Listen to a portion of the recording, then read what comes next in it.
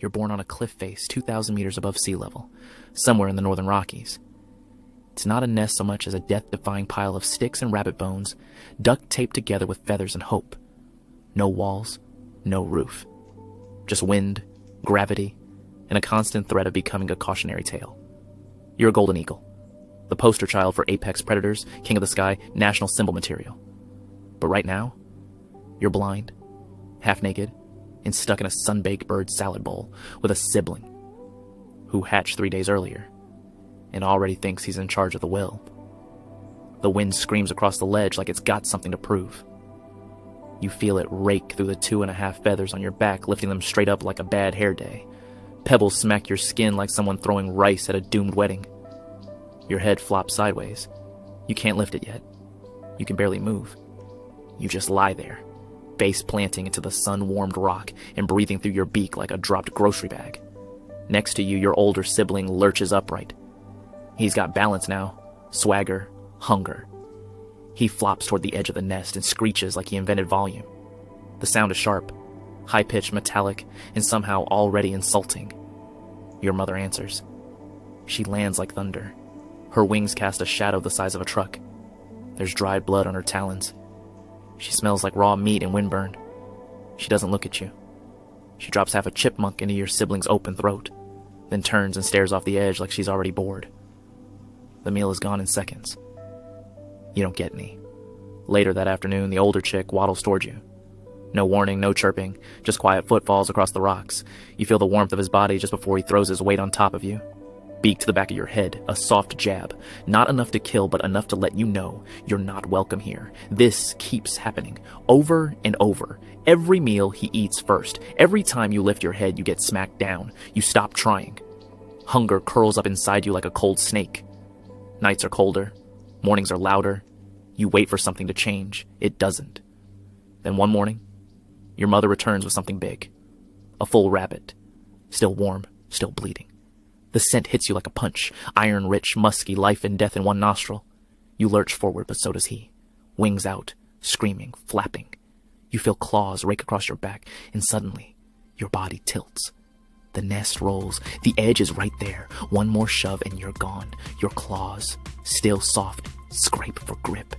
You hook one on a twig. The wind howls. Your heartbeat throbs in your skull like distant thunder. Your mother watches. She doesn't move. She doesn't stop it. Because this is normal. This is the way of golden eagles. Siblings aren't siblings. They're rivals. And in most nests like this, only one of you makes it out alive. Days pass. Your feathers start to fill in, but not fast enough. You're still mostly fuzz with feet. The sun bakes the nest in the afternoon, and at night, the temperature drops so fast your beak feels numb. Wind slices across the ledge like a blade dipped in ice. Sometimes it lifts loose feathers into the air like little reminders of chicks that didn't make it. Your sibling doesn't push you anymore, because he's gone. One morning you woke up and he wasn't there. No body, no feathers, just space, and a suspicious red smear near the edge. No one said anything. Not your mom, not the sky. Just silence. You didn't ask. Because whatever happened, it means there's more food for you now. Sort of. Your mother only brings food every few days. Sometimes it's a squirrel. Sometimes a snake. Once she dropped a goat leg into the nest like it fell off a truck. You don't ask where she gets this stuff. You just eat. You watch her fly off after each delivery, wings fully stretched, vanishing into the clouds like she owns the wind. Her takeoffs sound like thunder. Her landings shake dust off the cliff. When she brings prey, she doesn't land gently. She crashes back into the nest, meat first. You try copying her. It doesn't go great. First time you flap your wings, the air picks you up like a bad joke. One gust and you face plant into the stick so hard a feather gets lodged in your beak. Your legs flail, claws slip, your balance is non-existent. You look like a bad puppet. And when the wind lifts you off your feet again, you panic, twist sideways, and fall face first into a rabbit skull. Congratulations. You've just experienced your first flight. 3 seconds long and mostly down. You lie there for a minute, wings out, pride gone. Your head throbs from the impact. Your shoulders ache. But the worst part? No one saw it. Not even a hawk to laugh at you. You failed in complete privacy. Which means you'll have to do it again. So you try again the next day, and the day after that. Eventually you learn to hover a little, mostly upright, Wings flapping hard enough to shake some dust off the nest. Still can't leave the ledge, but at least you're not falling into things anymore. Progress. Hunger's different now. Not just a feeling. It's a countdown. When your mom's gone too long, your stomach starts making noises that sound like distant thunder. You peck at bones. You nibble feathers.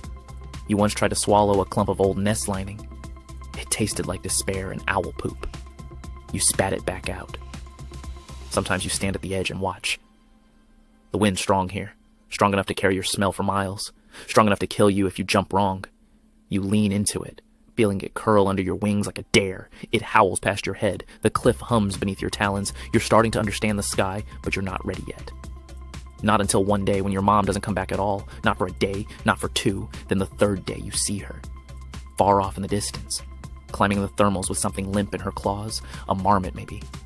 You scream like your beak's on fire. She hears. She circles. And then, like a meteor with feathers, she dives.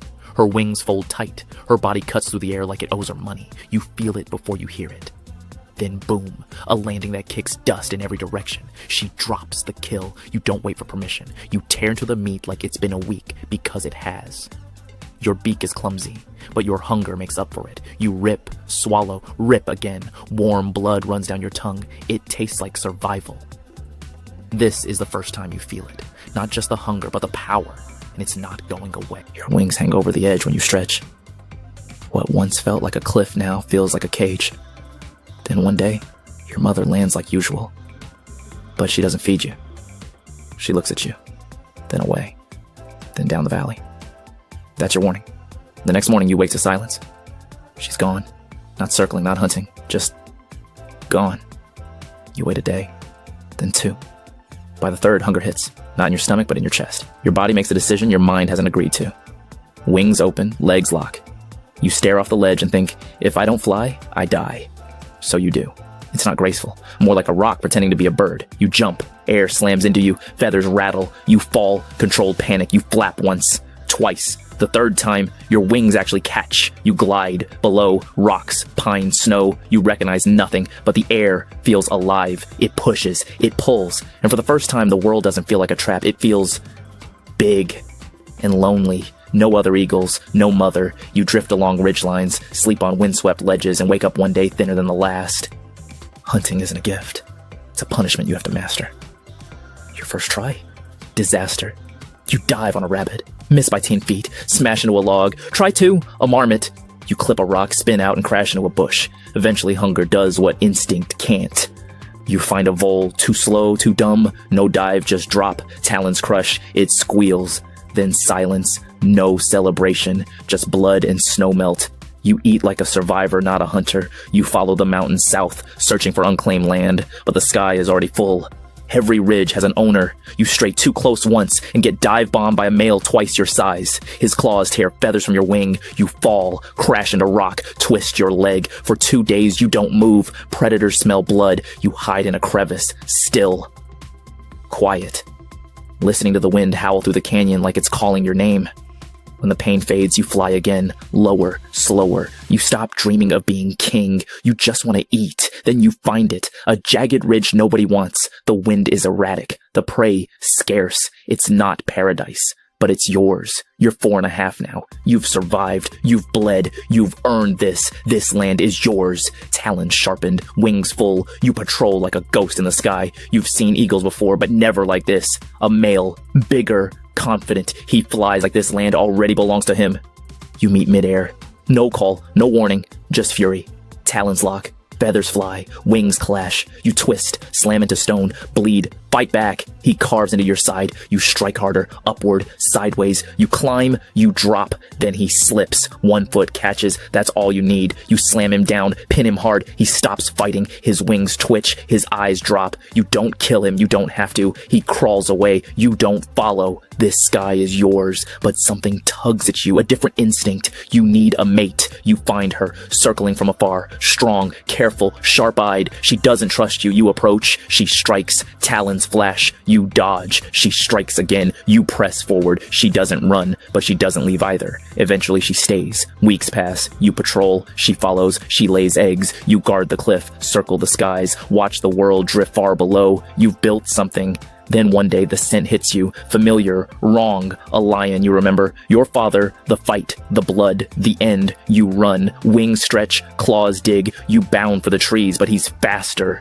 You feel the hit before you hear it. You crash, bones crack, air gone. You twist, you fight, but you're not faster this time. And the hyenas are already waiting. They don't chase. They don't rush, they just watch. You die like your father did, in the same place, the same way, but your blood lives on, and one day your young will rise from the wind, from hunger, from nothing.